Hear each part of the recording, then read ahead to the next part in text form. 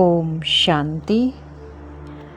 आज बाबा ने कहा, तुम ब्रह्मांड के मालिक और पूरे विश्व के मालिक बन जाते हो। कैसे?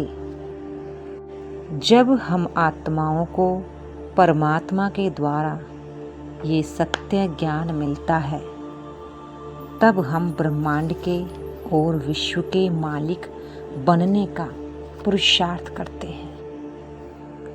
परमात्मा के द्वारा पहले पहले साकार में दादा लेखराज को ज्ञान की प्राप्ति होती है, और जब उनको ज्ञान की प्राप्ति होती है तब उसके बाद उनका नाम बदली होता है। उनका नाम फिर ब्रह्मा पड़ जाता है। शिव बाबा ही उन्हीं के द्वारा नया नाम देते हैं कि तुम ब्रह्मा हो और तुम्हें पूरे देवी देवताओं की स्थापना का निमित्त बनाया है। तुझ ब्राह्मण के द्वारा ही ब्राह्मणों की स्थापना होनी है। ब्रह्मांड का मालिक बनना माना ही बाबा के पूरे वर्षे का मालिक बन जाना। हम ब्राह्मण ही बाबा के वर्षे के अधिकारी बनते हैं। और विश्व का मालिक बनना,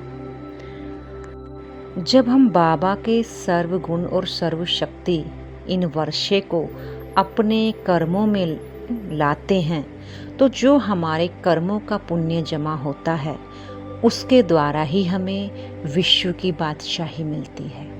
हम विश्व के भी मालिक बन जाते हैं। लेकिन सारा मदार पुरुषार्थ पर है कि हम कितना वर्षा बाबा से लेते हैं और कितना हम उनको कर्मों में लगाकर उसका पुण्य जमा करते हैं। क्योंकि वो तो सागर है, ज्ञान का भी सागर, शांति का भी सागर, प्रेम का भी सागर, आनंद का भी सागर, सुख का, पवित्रता का, वो तो सागर है। वो सदा भरपूर है। हमें उससे लेकर अपने आप को भरपूर करना है। परमात्मा खुद आकर हमें पूरे विश्व का मालिक बना देता है और साथ साथ अपने घर का, ब्रह्मांड का, सर्वशक्ति सर्वगुणों का भी मालिक बनाता है और कहता है कि मेरे बच्चे मेरे से भी ऊंच हैं। क्योंकि बाबा तो ब्रह्मांड का ही मालिक है, परमधाम का ही मालिक है, लेकिन बच्चों को तो विश्व में भी राजाई का मालिक बना देता है। इतना वर्षा हमें बाबा से मिलता है। इसीलिए बाबा कहता है, ऊंचे से ऊंचा वर्षा एक परमात्मा पिता ही तुम्हें दे सकता है। हद के पिता के पास ब्रह्मांड का वर्षा नहीं है, लेकिन हाँ, अपने एक जन्म के हद का वर्षा उनके पास है। ब्राह्मण धर्म की स्थापना बाबा कलयुग के अंत संगम युग पर आकर करते हैं, ताकि जब पहले हम ब्राह्मण बनेंगे तो हम पवित्र बनेंगे। इसी ब्राह्मण जीवन में ही हमें पवित्र, योगी और धारणा और सेवा, ये सारी धारणाओं को पक्का करना है। इसीलिए ब्राह्मण बनना ज़रूरी है।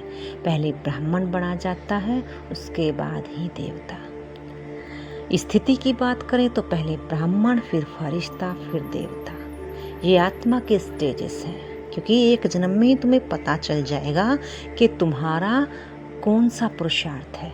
ब्राह्मण वाला है, अभी अभी चढ़ रहे हो, अभी गिर रहे हो, चढ़ना गिरना, उतरना चढ़ना ही लगा हुआ है, या फरिश्ता तक पहुंच गए हो। फरिश्ता कैसा होता है? उड़ता ही रहता है। तो वो स्टेज से पता चलता है कि हमारी अभी कौन से स्टेज है। और फरिश्ते कोई सूक्ष्म वतन में नहीं है।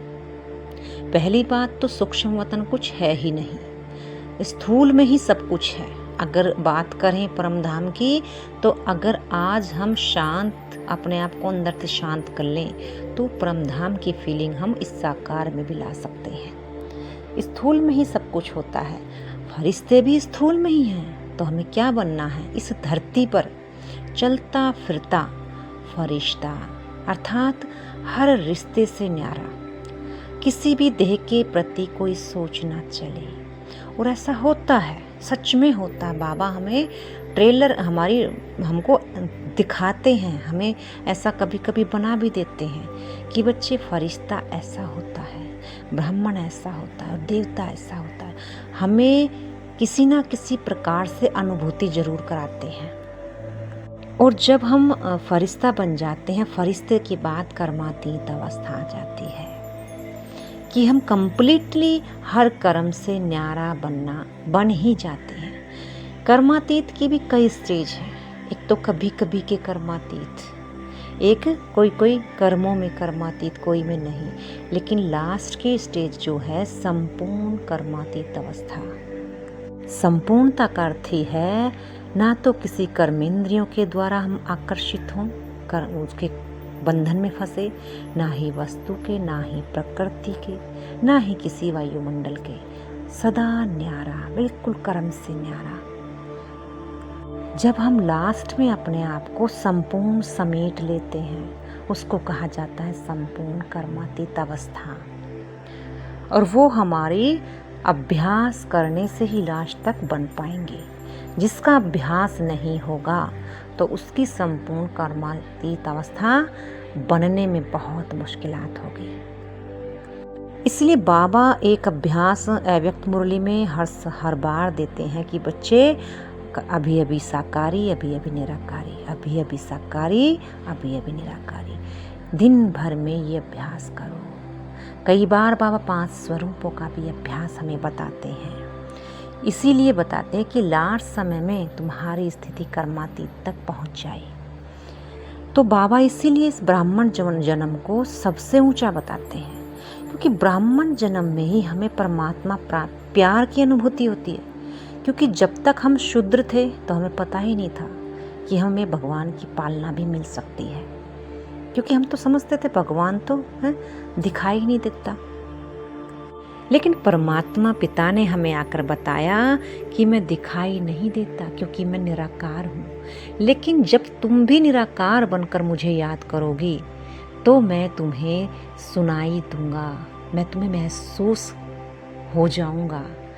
तो जब ये जन्म ब्राह्मण जन्म में ही ऐसा हम बाबा को प्राप्त करते हैं, क्योंकि जब शूद्रपना छोड़ते हैं तब हम ब्राह्मण कहलाते हैं। और संपूर्ण ब्राह्मण कौन कहलाता है? जो तन से, मन से, हर कर्म से पवित्र रहता है। पवित्र ही ब्राह्मण कहलाता है। तो बाबा ने पवित्रता की नींव ही सबसे ऊंची नींव बताई है। पवित्रता क्या है? सत्यता। क्योंकि शिव के लिए क्या बताया है? सत्य ही शिव है, शिव ही सत्य है। अर्थात जहाँ सत्यता है, जहाँ पवित्रता है, वहीं शिव है। तो हमें अपने कर्मों में पवित्रता, सत्यता कितनी है, हमें उसी से पता चल जाएगा कि शिव बाबा हमारे साथ कितना है। हमारे कर्म खुद हमें बता देंगे, खुद हमें अपना रिजल्ट दिखाई देगा कि बाबा कितना हमारे साथ भी है, हमारे पास भी है, और भविष्य में भी हमें कितना प्राप्त हो रहा है। इसीलिए बाबा पवित्रता को इतनी ज़्यादा महत्व देते हैं, क्योंकि सत्यता ही पवित्रता है। अच्छा, ओम शांति।